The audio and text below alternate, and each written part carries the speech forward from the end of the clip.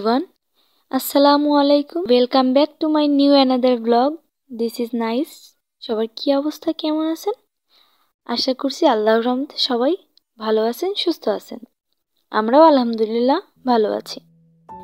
তো সকাল সকাল উঠে আগেই রান্নাঘরে চলে এসেছি। আজকে আর নাস্তা করব না, তো আজকে হচ্ছে টমেটো চচ্চড়ি করে নিব। আর আমাদের টমেটোটা বেশি খাওয়া হয়, কারণ সে তো বলে যে আমাদের যদি 3 বেলায়ও তাকে দেওয়া হয় তো সে না বলবে না, এতই পছন্দ তার। আর আমিও পছন্দ করি, এই জন্য শীতকালীন সবজি টমেটোটা বেশি খাওয়া পড়ে আমাদের।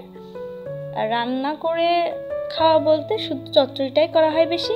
তো এখানে আমি কড়াইটা দিয়ে দিয়েছি, দিয়ে হলুদ লবণ দিয়ে আগে থেকে মাখিয়ে রাখছিলাম যে মাছটা, সেটা এখন তেলের মধ্যে ছেড়ে দিচ্ছি, দিয়ে ভেজে নিব।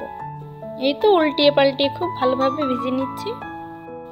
এই তো এদিকে আমার ভেজে নেওয়া হয়ে গেছে, এখন আমি উঠিয়ে নিচ্ছি মাছগুলা। এই তো নিয়ে তারপরে রান্নার কড়াইটা দিয়ে রান্নাটা চাপিয়ে দিব। এখন কড়াইটা একটু গরম হয়ে গেলে তার মধ্যে পরিমাণ মতো তেল দিয়ে দিচ্ছি। আর চচ্চড়ি জাতীয় রান্নাতে তো তেলটা একটু বেশি লাগে, জানেনই আপনারা। তো এই কারণেই তেলটা একটু বেশি করে দিয়ে নিচ্ছি। নিয়ে তেলটা গরম হয়ে গেলে এর মধ্যে সব কিছু যে কেটে রাখছিলাম সেইগুলা দিয়ে দিচ্ছি। টমেটো, আলু দিয়ে পেঁয়াজ, রসুন, কাঁচামরিচ ফেলে সব কিছু একসঙ্গে কেটে খুব ভালোভাবে ধুয়ে নিয়েছি, নিয়ে একসঙ্গে দিয়ে দিচ্ছি। এখন দিয়ে তারপরে কিন্তু এর মধ্যে পরিমাণ মতো হলুদ এবং পরিমাণ মতো লবণ দিয়ে আর যে বেটে রাখা সরিষা আর জিরাটা আছে সেটা দিয়ে দিব।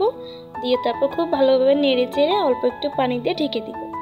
যারা এখনও আমার ভিডিওটাতে একটা লাইক দেন নাই তারা প্লিজ একটি লাইক দিয়ে পুরো ভিডিওটা কন্টিনিউ করবেন। আর যদি খুব বেশি ভালো লেগে থাকে তাহলে চ্যানেলটাকে সাবস্ক্রাইব করে আমার পাশে থাকতে পারেন। এই তো অফলাইনে প্রায় রান্নাটা শেষ করে নিয়েছি। নিয়ে রান্নার শেষ পর্যায়ে তার একটু আগ দিয়ে এই তো ভেজে রাখা ছোটো মাছগুলো দিয়ে নেড়ে চেড়ে দিচ্ছি। দিয়ে আর একটু ঢেকে রেখে একদম ঝোলটা শুকিয়ে গেলেই নামিয়ে নিলে রেডি হয়ে যাবে।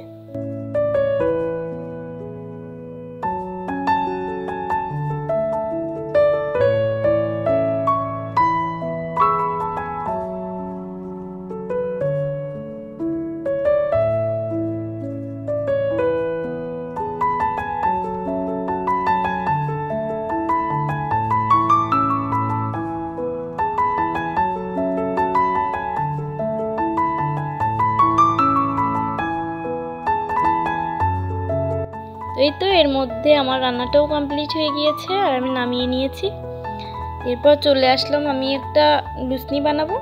তো তার জন্য আমি ইচ্ছা করলে এটা কিনতেও পারতাম, কিন্তু কেন শুধু শুধু টাকাগুলো নষ্ট করবো বলেন, যে এখানে আমি নিজেই জিনিসটা বানিয়ে নিতে পারবো।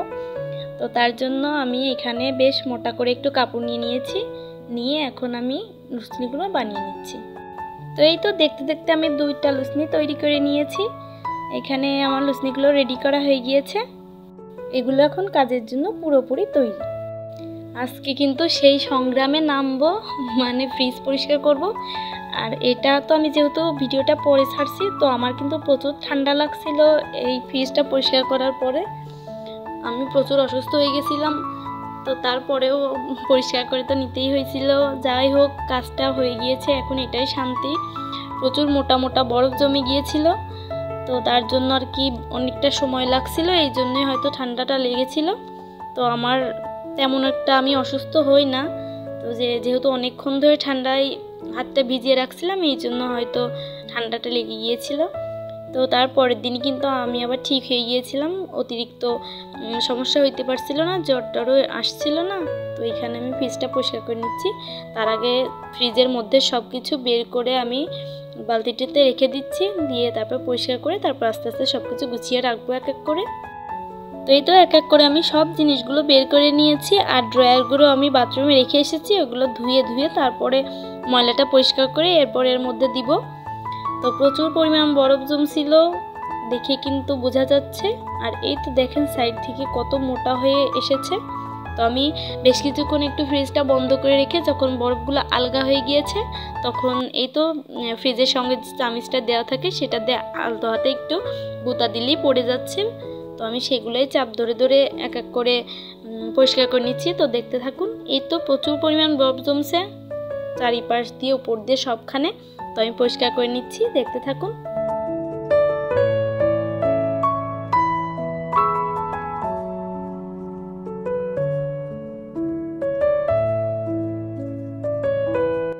এই তো দেখতে দেখতে আমি কিন্তু বরফগুলো পরিষ্কার করে নিয়েছি, আর দেখতেই পাচ্ছেন কতগুলা বরফ হয়েছে। আর আমার ডিপটা পরিষ্কার করা হয়ে গেছে, এখন আমি নর্মালটা করে নিচ্ছি। নর্মালটাই তো মুছে নিচ্ছি খুব ভালোভাবে, নিচের ড্রয়ারগুলো ধুয়ে দিয়েছিলাম। তো দেখতে তো কয়েক সেকেন্ডের ভিতরে হয়ে যাচ্ছে, কিন্তু আমি কিন্তু অনেকক্ষণ সময় ধরে ফেসটা পরিষ্কার করে নিয়েছিলাম। ভেতরটা পরিষ্কার করার পরে এখন আমি বাইরেটাও একটু ভেজা কাপড় দিয়ে মুছে নিচ্ছি, যেহেতু মিরর গ্লাস ময়লা পড়লে অনেকটাই দেখা যায়, তো পরিষ্কার করে নিচ্ছি। আর এই তো দেখতে দেখতে আমার ফ্রিজটা পরিষ্কার হয়ে গিয়েছে, আর সব কিছু আমি এবার ঠিকঠাক করে জায়গায় রেখে দিয়েছি। আমার ডিপটাও পরিষ্কার হয়ে গেছে, আর এতে নর্মালেও সব কিছু গুছিয়ে নিয়েছি। আর তারপরে সে বাজার করে নিয়ে আসছিলো, আমি সব কিছু একটু দেখিয়ে দিচ্ছিলাম কী কী নিয়ে আসছে।